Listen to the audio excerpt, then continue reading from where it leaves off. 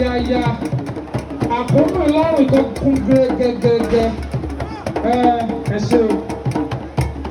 That's the Arẹ́bọ̀sọ́dẹ here. kó lẹ́wà. What you are seeing is a very unique identity of my mother, Chief Mrs. Nike Okudaye. Whenever you see the head tie, Ẹ pàtẹ́wọ́ fún wọn o.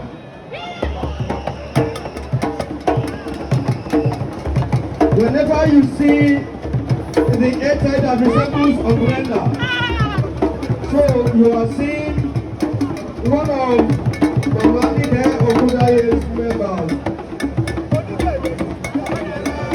When you see the head tie, Onígèlè kì í ṣẹ́kẹ́lẹ́ ẹ̀wọ̀. that flows like umbrella. Approach the umbrella, you must know that you are seeing one of Ìjọba ti gọ́ọ̀mọ̀ ìṣe Arẹ́bọ̀sọ́dẹ. I can see our whole deputy governor was so saved. You see how it does? His Excellency. You see how it does?